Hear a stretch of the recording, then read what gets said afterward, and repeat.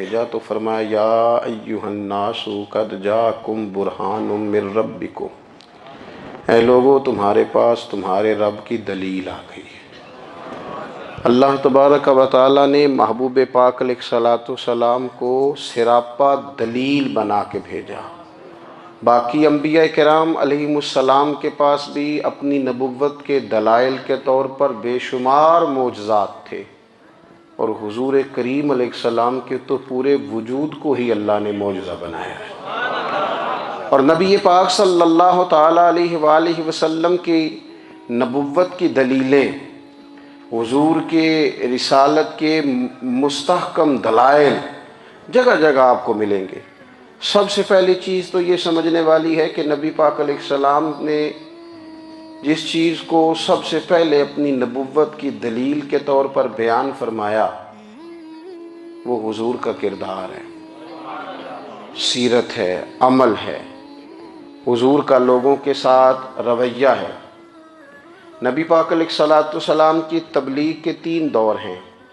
ایک تو حضور نے اپنے قول سے تبلیغ فرمائی، وہ 40 سال کی عمر سے محبوب نے اعلان فرمایا اور تبلیغ کی۔ اور ایک نبی پاک صلی اللہ تعالیٰ علیہ وسلم بالواسطہ حضور کی تبلیغ ہے جو آج تک جاری ہے۔ امت کے علماء، مشائخ، مبلغین حضور کے دین کو آگے پھیلا رہے ہیں، تو دراصل یہ بھی تبلیغ رسول پاک علیہ السلام ہی کی تبلیغ۔ اور ایک حضور کی تبلیغ کا دور ہے، حضور کی پیدائش سے لے کر ولادت مبارکہ سے لے کر حضور علیہ السلام کے اعلان نبوت تک۔ اس دوران نبی پاک نے جو تبلیغ فرمائی ہے وہ اپنے کردار سے فرمائی۔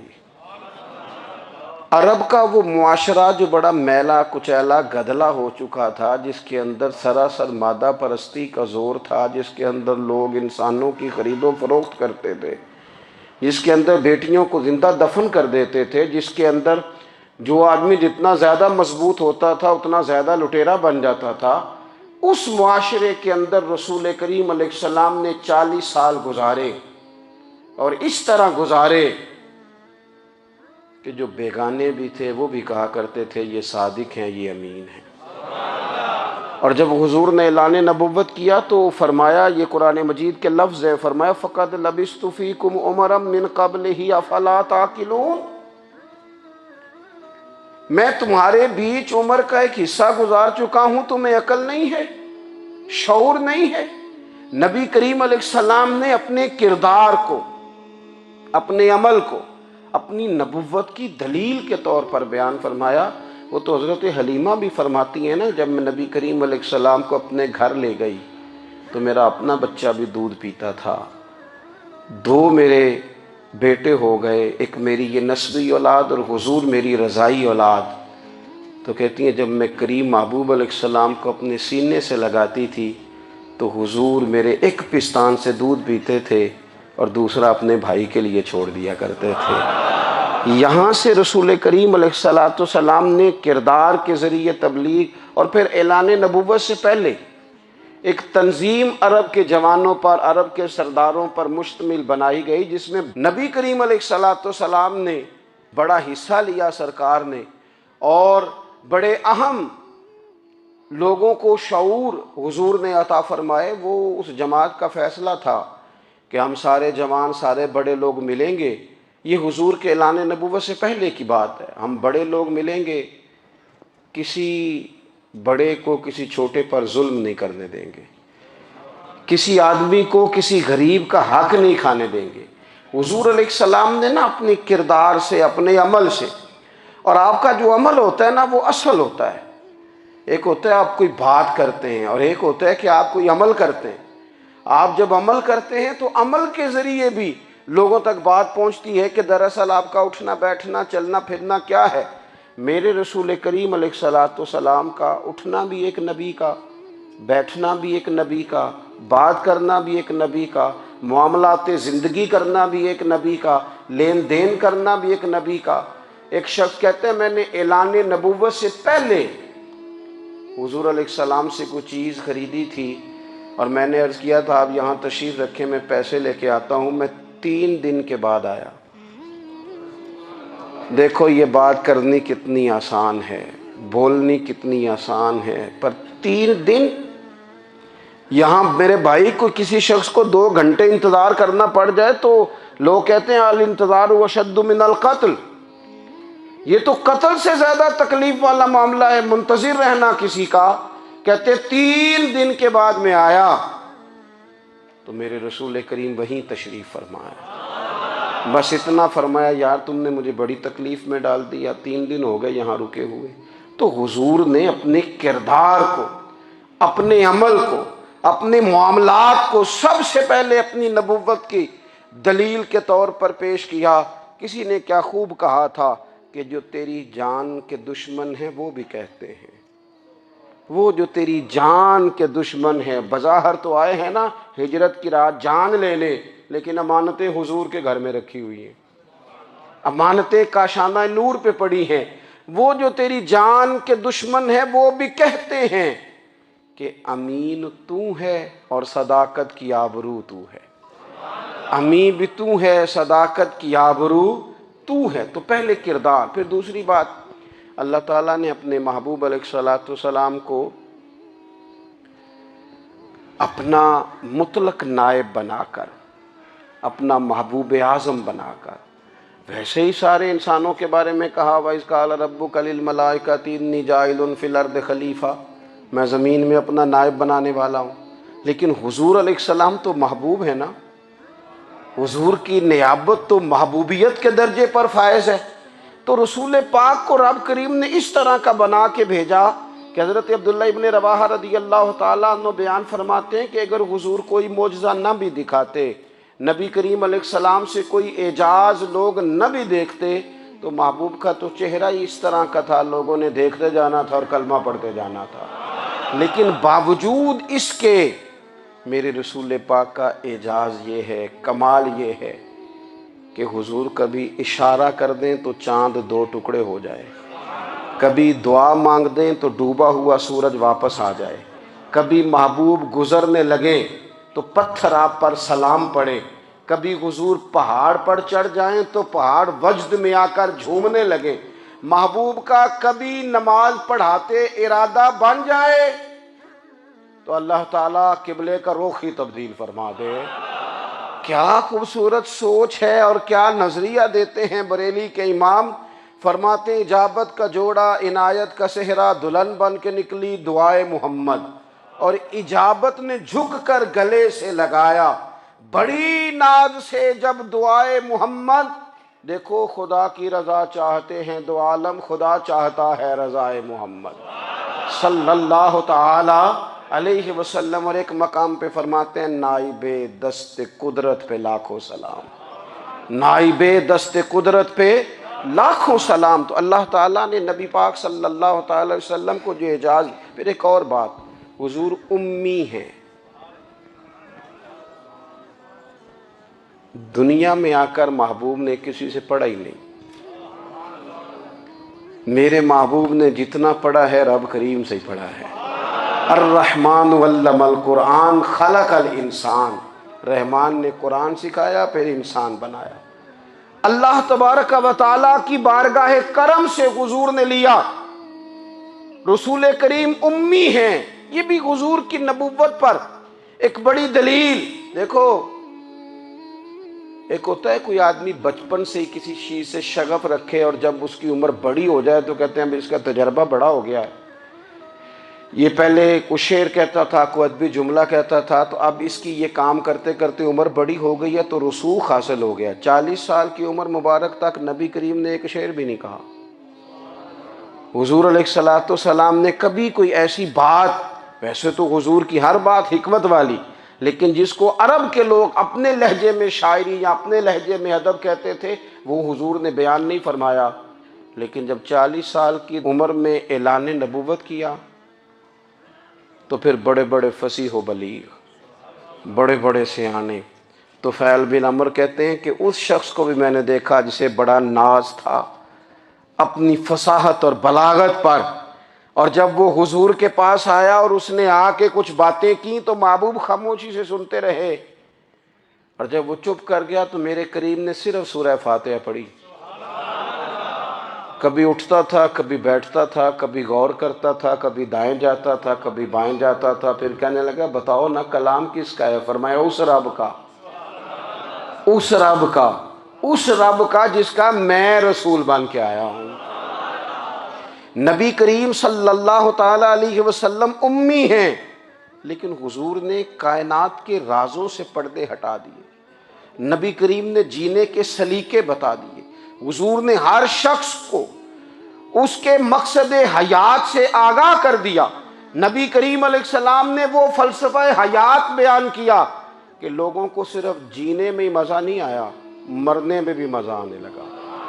لوگ آگے بڑھ بڑھ کے جانیں پیش کرنے لگے، اپنی اولادیں قربان کر، جو فلسفیوں سے کھل نہ سکا اور نکتہ وروں سے حل نہ ہوا، وہ راز ایک طیبہ والے نے بتلا دیا چند اشاروں میں۔ محبوب کریم امی ہیں، لیکن حضور نے اس طرح دنیا کو سکھایا، اس طرح دنیا کو پڑھایا، اس طرح حضور نے علم کے چراغ اور دیپ روشن کیے کہ قیامت تک جسے روشنی ملے گی نا، اسے صرف دروازہ مصطفیٰ سے ملے گی، اسے رسول کریم علیہ السلام کے در دولت سے ملے۔ کچھ لوگوں نے کہا کہ یہ اپنے پاس سے آیات بنا کے لاتے ہیں، اپنے گھر میں بیٹھ کے دعوے کر لینا تو کوئی مشکل کام نہیں نہ ہوتا، سارے لوگ ہی کر لیتے ہیں۔ بلکہ وہ ہمارے ایک بزرگ کہا کرتے تھے، خیالی پلاؤ پکائیے تے گھیو کدے بھی کٹ نہ پائیے، کیونکہ کون سا پیسوں کا ڈالنا ہے، زیادہ ڈالیں آپ اور زیادہ ڈالیں۔ بہت سارے لوگ ہیں آج بھی، کچھ لبرل ہیں بیچارے، کچھ دین بیزار طبقہ ہے، وہ کہتے ہیں جناب ہمیں تو جدید باتیں بتائیں، ہمیں تو نئے اسلوب کے مطابق لے کے چلے، ہمیں تو او بھائی سن، میرے نبی پاک علیہ السلام نے فرمایا میرا قرآن کبھی پرانا نہیں ہوگا، اسے پڑھ کے دیکھ، اس کی جدت کا حسن دیکھ، یہ تو کھلا ہوا باغ ہے، تو ایک دفعہ اس کے قریب آئے گا تو خوشبو ملے گی، دوسری دفعہ آئے گا تو اس سے زیادہ تازی ملے گی، ایک دفعہ پھل کھائے گا تو مزیدار ہوگا اور دوسرا کھائے گا، ہو سکتا ہے شکل ملتی جلتی ہو لیکن ذائقہ بڑا نرالا ہوگا۔ تو تو صحیح نا، جب کچھ لوگوں نے کہا یہ خود سے بنا کے آیات لاتے ہیں تو فرمایا وَإِن كُنتُمْ فِي رَيْبٍ مِّمَّا نَزَّلْنَا عَلَىٰ عَبْدِنَا فَأْتُوا بِسُورَةٍ مِّن مِّثْلِهِ، اگر تمہیں کوئی شک ہے اس میں جو ہم نے اپنے بندہ خاص میں نازل کیا ہے تو تم بھی اس جیسی ایک آیت بنا کے لاؤ۔ اور چلو چیلنج کھلا ہی دے دیا، فرما وَادْعُوا شُهَدَاءَكُم مِّن دُونِ اللَّهِ، اللہ اور اللہ والوں کو چھوڑ دو، تفسیری ترجمہ عرض کر رہا ہوں، یعنی صحابہ کو چھوڑ دو، حضور کے ماننے والوں کو چھوڑ دو، باقی ساری دنیا کے کافر اکٹھے ہو جاؤ، ایک آیت بس قرآن جیسی لے کے آؤ، ایک آیت لے کے آؤ، ان کنتم صادقین، اگر تم سچے ہو۔ جوانوں سنو، کہا ایک آیت، اور یہ چیلنج آج تک قرآن مجید کا موجود ہے، آج تک وَإِن كُنتُمْ فِي رَيْبٍ مِّمَّا نَزَّلْنَا عَلَىٰ عَبْدِنَا فَأْتُوا بِسُورَةٍ مِّن مِّثْلِهِ، تم قرآن کے مقابلے کی ایک صورت لے کے آؤ اور سارے حمایتی اکٹھے کر لو اپنے، ان کنتم صادقین، اگر تم سچے ہو۔ جواب تو ادھر سے آنا تھا نا، لیکن کائنات کے رب نے جواب بھی خود دیا، فرمایا فَإِن لَّمْ تَفْعَلُوا وَلَن تَفْعَلُوا، اگر تم نہ لا سکے، اور فرمایا تم لا سکتے بھی نہیں، اگر تم نہ لا سکے اور تم لا سکتے بھی، نہ خنجر اٹھے گا نہ تلوار تم سے، یہ بازو میرے آزمائے ہوئے ہیں، وَلَن تَفْعَلُوا، تم لا بھی نہیں سکتے، فَاتَّقُوا النَّارَ الَّتِي وَقُودُهَا النَّاسُ وَالْحِجَارَةُ، پھر اس آگ سے ڈر جاؤ جس کا ایندھن آدمی اور پتھر ہے، اعدت للکافرین، بنائی کافروں کے لیے، بنائی مومنوں کے لیے تو رب نے جنت بنائی ہے، اعدت للکافرین، یہ دوزخ اللہ نے کن کے لیے بنائی ہے؟ اعدت للکافرین کہتا ہے کافر کے لیے بنایا۔ تو اللہ تبارک و تعالیٰ نے میرے رسول پاک صلی اللہ تعالیٰ علیہ وسلم کو وہ کتاب عطا فرمائی، اور پھر حضور کی فصاحت و بلاغت، معرفت، دیکھو ایک ہوتا ہے گھنٹوں باتیں کرنا، ایک ہوتا ہے کئی वालियम पर मुश्तमिल कई कई जिल्दों पर मुश्तमिल कुतुब का लिखना, और एक होता है किसी बंदे का एक बात करना और सामने वाले की तबीयत को इतना जगा देना कि अगली बात फौरन ही उसकी समझ में आ जाए। और हुजूर ना किसी की अना को नहीं जगाते थे। हम बाज़-औक़ात किसी से खिताब करते हैं, बात करते हैं तो सामने वाले की अना को जगा देते हैं, ठेस पहुंचाते हैं। वो कहता है चल फिर तगड़ा हो जा, मैं भी आया। हुजूर अना नहीं जगाते थे, मेरे नबी पाक ज़मीर जगाते थे, ताकि वो शख्स फैज़ हासिल कर सके, उसे कुछ मिले। नबी करीम का जो अंदाज़े तकल्लुम है वो इस तरह का होता था कि इंसान खुद ब खुद खिल उठता था कि मतलब ये बात होने क्या लगी है, मतलब हुजूर क्या फरमाने लगे। नबी करीम सल्लल्लाहु ताला अलैहि वसल्लम, एक दिन महबूब करीम ने सहाबा के बीच हुजूर की फसाहत और बलागत देखे। फरमाया महबूब ने, कितना नादान है वो शख्स जो अपने माँ बाप को गाली दे। खली हो गई लोगों की आंखें, कान खड़े हो गए कि या रसूलल्लाह, कौन ऐसा बदबख्त है जो माँ बाप को गाली देगा। तो अब जब सवालात ज़हनी सतह पर पूरी तौर पर उभर गए ना, तो अब रसूल करीम ने बात समझाई। ये है फसाहत व बलागत, तेरे आगे हैं यूं दबे लचे फुसहा अरब के बड़े बड़े, कोई जान मुंह में ज़ुबान नहीं, नहीं बल्कि जिस्म में जान नहीं। या रसूल अल्लाह, कौन ऐसा नालायक है जो माँ बाप को गाली दे। अब जब ज़हनी सतह यहाँ तक उभर आई तो अब हुजूर ने समझाया, फरमाया जब तुम किसी के माँ बाप को गाली दोगे ना, तो वो भी तो जवाब में तुम्हारे माँ बाप को देगा ना। तो फिर नफ्स ही ये तुमने खुद जुल्म किया है अपने माँ बाप पर। क्यों तुमने ऐसा लहजा इख्तियार किया कि जिससे सामने वाले की अना जाग जाए और वो तुम्हारे मुकाबले में आकर के खड़ा हो जाए। क्यों तुमने इस तरह के अंदाज इख्तियार किए कि जिससे सामने वाला भी सारे पंजे खड़े करके बाहर निकल आए और कहे आ जाओ, फिर मैं अभी मैदान में हाजिर हूँ। रसूल करीम की फसाहत, बलागत देखे ना, हुजूर दो चार जुमलों में सारी बात समझा जाते हैं। एक हदीस पाक अगर हमारी समझ में आ जाए, एक रवायत, नबी पाक सल्लल्लाहु ताला अलैहि वसल्लम ने फरमाया, खूबसूरत मुसलमान वो है जो बेमकसद बातों को छोड़ दे। लो, इससे पूरी ज़िंदगी सजाई जा सकती है, एक जुमले से पूरी ज़िंदगी सवारी जा सकती है। कोई लंबी चौड़ी बातों में जाने की ज़रूरत नहीं। कहा खूबसूरत मुसलमान ये है जो बेमकसद बातों को छोड़ दे, लायानी बातों को, क्या कहते हैं हमारे देहात के लोग, जेड़े पिंड जाना नहीं ओदा राह पूछने दी। लेकिन आजकल लोग बाज आंदे, यानी जिस बात का बिल्कुल ताल्लुक नहीं ना, वो बात भी करते जाते हैं, जिसका शोभा ही नहीं, वो भी छलांग लगा लगा के उसमें आ जाता है। हम अपना वक्त ज़ाया करते हैं, अपनी सलाहियतें ज़ाया करते हैं, अपना नुकसान करते हैं। हम अपना काम सही करके नहीं करते और दूसरी सारी दुनिया को ठीक करना चाहते हैं। ओ भाई, आप जिस जगह जिस शोबे से ताल्लुक़ रखते हैं, आप अपने मामलात में मजबूती पैदा करें। हुजूर ने अपनी फसाहत के साथ, बलागत के साथ लोगों को कायल किया और कुरान मजीद की तासीर का ये असर मेरे करीम रसूल ने दिखाया कि रात को जब हुजूर बैठ के कुरान पाक पढ़ते थे ना, जब यासीन वाले नबी खुद यासीन की तिलावत करें,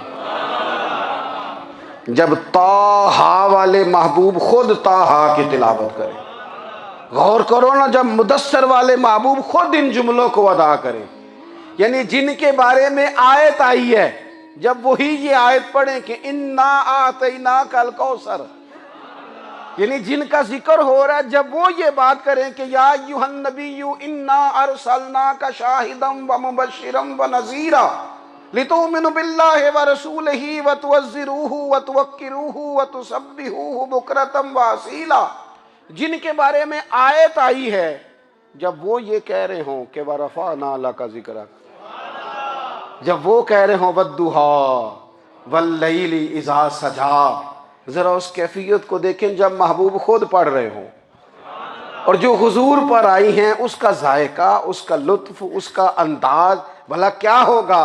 हुजूर जब रात को पढ़ते थे ना कुरान पाक, तो जो पक्के काफिर थे ना, अबू जहल जैसे लोग, वो भी झाड़ियों में छुप छुप के मदीने वाले की तिलावत सुना करते। حضور کی تلاوت سنا کرتے تھے. یہی بہتر ہے کہ پردوں میں وہ پردہ پوش رہے، وہ اگر پردے ہٹا دے تو کسے ہوش رہے. رسول کریم علیہ السلام کی تلاوت کا سننا، قریب جانا، یہ اعجاز ہے. حضرت فاروق اعظم کہتے ہیں میں طبیعت کا بڑا ڈاڈا تھا، مزاج کا بڑا سخت تھا، زندگی ہمیشہ ڈٹ کر گزاری، باتوں پر کھڑا رہنا آتا تھا، پر جب میری بہن نے مجھے چند آیتیں سنائی نا تو میں تڑپ ہی گیا. گھروں آیا سا مار مقامنے نو، ہن مینو مار دے لے چلو. اوے متے عمر دی عمر برباد ہو جائے، جتھے عمر سوار دے لے چلو. یہ اعجاز ہے رسول کریم صلی اللہ تعالی علیہ وسلم پر نازل ہونے والی کتاب کا. پھر حضور نے خبریں دی، نبی پاک نے خبریں دی. حضور نے فرمایا روم فتح ہوگا، وہ ہوا. نبی کریم علیہ السلام نے فرمایا شام فتح ہوگا، تو شام فتح ہوا. فرمایا ایران فتح ہوگا، تو ایران فتح ہوا. سراقہ بن مالک کہتے ہیں ایک گاؤں پر بھی مسلمانوں کی حکومت نہیں تھی. ایک گاؤں پر حضور مکہ مکرمہ سے نکل رہے تھے، مدینہ طیبہ تشریف لے جا رہے تھے. ابھی راستے میں تھے، میں 100 سرخ اونٹوں کے لالچ میں معاذ اللہ حضور کو گرفتار کرنے پہنچ گیا. محبوب نے حکم دیا، حضور کا معجزہ میں نے آنکھوں سے دیکھا، میرا گھوڑا زمین میں دھستا چلا گیا. میں نے معافی مانگی، حضور نے معاف کر دیا. میں نے سمجھا اچانک ہو گیا ہے. یہ منوانا بھی بڑا مشکل کام ہے. شجر و حجر پہچان گئے، انسان کی نظروں میں شاکی رہا. یہ کچھ ایسے لوگ ہیں جن کو منوانا توبہ توبہ، ماننے کو تیار نہیں، دیکھ دیکھ کے بھی ماننے کو تیار ہے نہیں، ماننے کو تیار ہی نہیں. کہتے ہیں کہ میں نے پھر چاہا آگے بڑھنا، تو پھر زمین کے اندر میرے گھوڑے کے پیر دھنسنے لگے. پھر معافی مانگی. کریم تیرے معاف کرنے کی ادا پہ بھی قربان جائیں. یہ نہیں فرمایا کہ تو بار بار یوں ہی کرتا ہے، فرمایا معافی مانگتا ہے جا، میں نے معاف کیا. کہتے ہیں 3 دفعہ میں آگے بڑھا، 3 دفعہ حضور نے معاف کیا تو مسکرا کے فرمانے لگے تو یہاں مجھے گرفتار کرنے آیا ہے، وہ کیسر روم کا علاقہ فتح ہوگا. وہ کنگن جو پہنتا ہے نا ہاتھوں میں، بادشاہ کے کنگن معروف ہیں، وہ تیرے ہاتھوں میں آئیں گے. اللہ کرے آپ سمجھیں. یہ جو لوگ ڈری ڈری سہمی اور ہمارے بچے مایوسی کی معاذ اللہ باتیں کرتے ہیں، وہ دیکھیں حضور کس طرح کی گفتگو فرماتے ہیں. ابھی ایک گاؤں پر بھی اسلام کی حکومت نہیں، لیکن حضور کا خبر دینے کا انداز. کریم فرمانے لگے وہ کیسر روم کے جو کنگن ہوں گے وہ تیرے ہاتھوں میں آئیں گے. جناب سراقہ بن مالک فرماتے ہیں کہ میں مسلمان ہو گیا، حضور کا وصال ہو گیا، کنگن نہیں آئے. حضرت ابوبکر صدیق کا وصال ظاہری ہو گیا، کنگن نہیں آئے. جناب عمر کا دور آ گیا، سراقہ بوڑھے ہو گئے. کوئی بندہ پوچھتا نہ کہ اب تو عمر ڈھل گئی ہے، زندگی کا پتہ نہیں. کہنے لگے نہیں میں نہیں جاتا، جب تک کنگن نہیں آتے اسرائیل کوئی نہیں آئیں گے، کیونکہ ساڈے نبی دی زبان ساڈے واسطے قرآن. جو دن کو کہہ دیا دن ہے تو دن نکل آیا، جو شب کو کہہ دیا شب ہے تو رات ہو کے رہی. اور خدا نے ان کی زبان کو وہ اختیار دیا، جو نکلی منہ سے ان کے وہ بات ہو کے رہی. اور فاضل بریلوی کا تو انداز ہی پھر انوکھا ہے نا. وہ تو کہتے ہیں وہ زبان جس کو سب کن کی کنجی کہیں، جس کو سب کن کی کنجی کہیں، اس کی نافذ حکومت پہ لاکھوں سلام. کہنے لگے نہیں آتے. حضرت اسرائیل فکر نہ کرو، بوڑھے ہو گئے تھے، نکلنا گھر سے بند کر دیا تھا. حضرت عمر کا دور تھا، کنگن آ گئے. حضرت فاروق اعظم نے ان کے پوتوں سے، نواسوں سے، بچوں سے کہا جاؤ بلا کے لاؤ. کا دادا جان بوڑھے ہیں، فرمایا تم کان میں کہہ دینا کنگن آ گئے، پھر تم دیکھنا تو صحیح. پھر حضرت سراقہ آئے. حضور نے جو خبریں دیں، نبی پاک علیہ الصلوۃ والسلام نے جو گزشتہ قوموں کے احوال بیان کیے، اور پھر میرے نبی پاک علیہ الصلوۃ والسلام نا دنیا میں عزتیں دینے آئے. عزتیں، یہ مزاج ہمیں کم کرنا چاہیے. یہ جو ہم ساری زندگی اس کام میں لگا دیتے نا کسی کو نیچا کیسے دکھانا ہے، یہ انداز حضور نے نہیں ہمیں دیا. آپ دیکھو حضور تشریف لائے، تو ہمیں پتہ چلا کہ حضرت یوسف جیسا سونا کوئی نہیں. حضور تشریف لائے تو ہمیں پتہ چلا کہ حضرت داؤد جیسی خوبصورت آواز کسی کی نہیں. حضور تشریف لائے تو ہمیں پتہ چلا کہ جناب عیسیٰ علیہ السلام کا فقر اختیاری کس طرح کا تھا. محبوب تشریف لائے تو ہمیں پتہ چلا کہ حضرت موسیٰ کا جلال کس طرح کا تھا. یہ تو حضور آئے تو نبی پاک علیہ السلام نے اس کی بھی عظمت بیان کی، اس کی بھی شان بیان کی. حضور نے بتایا کہ ابو بکر صدیق کی شان کیا ہے، فاروق اعظم کا مرتبہ کیا ہے، عثمان غنی کی حیا کیا ہے، مولا علی کی شجاعت کیا ہے، اہل بیت نبوت کی عظمت کیا ہے. حضور آئے عزتیں دینے. ماں کو عزت دی مدینے والے رسول نے. کہا جس کا باپ راضی ہو گیا اس کا رب راضی ہو گیا. فرمایا جو 2 بیٹیاں 3 بیٹیاں 4 بیٹی بہنیں یا 1 بیٹی یا بہن بیاہ کے آ گیا نا، جس طرح میری 2 انگلیاں جڑی ہوئی ہیں میرے ساتھ جڑ کے جنت میں جائے گا. رسول کریم صلی اللہ تعالی وسلم نے عزت دی، عزت دی. حضور عزتیں دینے، کوئی اعزاز نہیں. ان پڑھ بندہ ہے، سادہ ہے، غریب ہے، مزدوری کرتا ہے، ہاتھوں پہ چھالے. یا رسول اللہ اس کا بھی کوئی اعزاز ہے؟ قربان جائیں، میرے کریم نے عزت دی. فرمایا محنت کر کے روزی کمانے والا تو اللہ کا دوست ہے. یہ اینٹیں اٹھانے والا، یہ مشقتیں کرنے والا، یہ صبح دیہڑی پہ جانے والا، یہ بیچارہ جو اچار سے روٹی کھاتا ہے، تو نے ہر شخص کی قسمت میں یہ عزت لکھی اور آخری خطبے کی صورت میں وصیت لکھی. رسول کریم نے ہر بندے کو اعزاز دیا، عظمتیں دی. حضور عزتیں دینے آئے. نبی پاک علیہ السلام نے اعزازات دیے، حضور نے نوازا. یہ ساری چیزیں میرے رسول پاک کی تشریف. اور پھر یہ جو حضور کے صحابہ اور اہل بیت ہیں نا، یہ بھی میرے نبی پاک کی نبوت کی دلیل ہے. اتنی جلدی انقلاب آیا نہیں کرتے. وہ کل تک جو رہزن تھے حضور نے راہبر بنا دیے. وہ لوگ جو کل تک ایک دوسرے کے گلے کاٹ کے کھاتے تھے، ایک دوسرے کو مارتے تھے، تکلیف پہنچاتے تھے، برادری ازم پہ لڑتے تھے، حضور نے بھائی بھائی بنا دیے. ایک پلیٹ میں کھانا کھانے لگے. سیدنا بلال حبشی، صہیب رومی، سلمان فارسی. حضور نے یوں کر کے ملا دیا. نبی کریم علیہ السلام نے تقسیمیں ختم کر دی دنیا میں. حضور کے صحابہ نے اپنا کردار اس طرح کا دکھایا، اتنا بلند کیا، اور صحابہ کرام علیہم رضوان اس کو دیکھ کر اتنی بلندیوں پہ گئے کہ گواہیاں اللہ کا قرآن دیتا ہے. فرمایا محمد الرسول اللہ والذین معہ اشداء علی الکفار رحماء بینہم تراہم رکعا سجدا یبتغون فضلا من اللہ ورضوانا. فرمایا یہ جو میرے محبوب کے ساتھ والے ہیں کافروں پر سخت ہیں، آپس میں نرم دل ہیں. تم جب بھی انہیں دیکھو گے سجدے کرتے دیکھو گے، رکوع کرتے دیکھو گے. تم انہیں دیکھو گے اللہ کی رضا کے متلاشی ہیں. انہیں ساری مادہ پرستی سے نکال کر محبوب نے رب کی رضا کے رستے پہ ڈال دیا. میرے نبی کریم سید عالم صلی اللہ تعالی علیہ وسلم کی نبوت کے دلائل کے طور پر یہ ساری چیزیں آئیں. بس میں بات سمیٹنے لگا ہوں. حضور کا جو اخلاق ہے نا، وہ بھی نبی کریم علیہ الصلاۃ والسلام کی نبوت کی بہت بڑی دلیل ہے. وَإِنَّكَ لَعَلَىٰ خُلُقٍ عَظِيمٍ. محبوب ہم نے آپ کو نا خلق عظیم کا مالک بنایا ہے.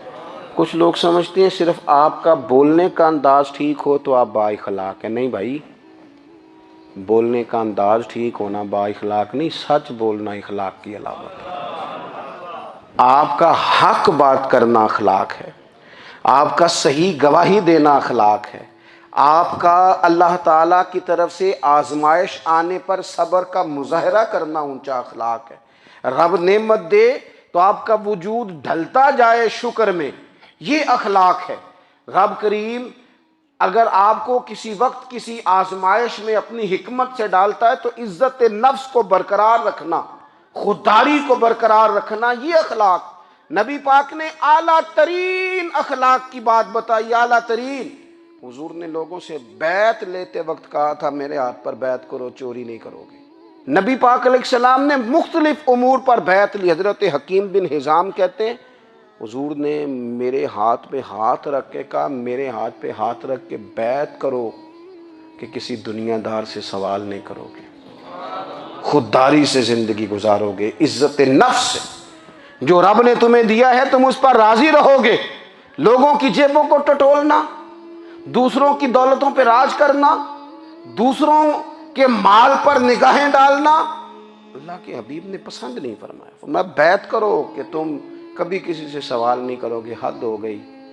نبھانے والوں نے پھر اس عہد کو نبھایا اور کمال کر دی۔ حضرت حکیم بن حزام گھوڑے پہ بیٹھے تھے، ہاتھ میں درہ تھا، وہ زمین پہ گر گیا، قریب غلام کھڑا تھا، حضرت حکیم بن حزام خود گھوڑے سے اترے، درہ اٹھایا، دوبارہ گھوڑے پہ بیٹھے۔ غلام عرض کرنے لگا حضور مجھے بتا دیتے میں اٹھا کے دے دیتا۔ آنکھیں چمک اٹھیں، فرمانے لگے کیسے بتا دیتا، اپنے رسول سے وعدہ کیا ہے کبھی کسی سے سوال نہیں کروں گا، کبھی سوال نہیں کروں گا۔ اللہ کے محبوب نے ہمیں اعلیٰ اخلاقی قدروں کی بات ہمیں سکھائی ہے۔ ہم دیکھتے ہیں کہ بڑی جلدی 2 4 5 لوگوں کے غصہ دلانے پر ہم ساری اخلاقی حدوں کو کراس کر جاتے ہیں۔ دوستو ہمارا ایک ویژن ہونا چاہیے، ہمارے ذاتی رویے بڑے معتبر ہونے چاہیے، لین دین کے معاملات کے اندر مسلمانوں کو بڑا صاف ستھرا ہونا چاہیے۔ ہمیں اپنی معاشی زندگی میں روزمرہ کے معاملات میں ہماری توجہات کا مرکز صرف اللہ رسول کی ذات ہونی چاہیے۔ رب کریم نے اپنی حکمت سے کسی کو کتنا دیا ہے یہ اس کی حکمت کے تقاضے ہیں، ہمیں اس نے جس رنگ میں جس حال میں رکھا ہے ہمیں اپنے رب کی رضا پر بہت زیادہ مطمئن ہونا چاہیے۔ اچھا پھر ایک اور بات، جن چیزوں کو ہم نے دکھ بنایا ہے نا یہ تو وہاں دکھ تھا ہی نہیں۔ مہینہ مہینہ چولہا نہیں جلا، لیکن کسی جگہ اظہار غربت ہے، حضور کی اولاد پاک کا یا صحاب کا یا ازواج کا۔ مہینہ مہینہ چولہا نہیں جلا، لیکن یہ اخلاق عالیہ کا حسن دیکھو، اپنے گھر مہینہ مہینہ چولہا نہیں جلا، جو مانگنے آیا اسے جھولی بھر کے عطا فرمایا، کوئی دروازے سے خالی نہیں گیا۔ عزیز بھائی، اگر زندگی میں اخلاقی قدریں ہم اپنا لیں اور ہم تھوڑا تھوڑا کر کے اپنے آپ کو تبدیل کریں، ساری زندگی توجہ رہی کہ فلاں کیا کر رہا ہے فلاں کیا کر رہا ہے، تھوڑا سا گردن کو جھکا کے اپنے اوپر توجہ ڈالیں، اپنے آپ کو وقت دیں، حضور کے اخلاق عالیہ کی روشنی میں، تعلیمات حسنہ کی روشنی میں ہم اپنے کردار و عمل پر تھوڑی توجہ دیں۔ اس وقت بہت بڑی تعداد میں امت مسلمہ ہے، اور ایسا نہیں ہے کہ دولت نہیں ہے، دولت سے بھی سرشار ہیں۔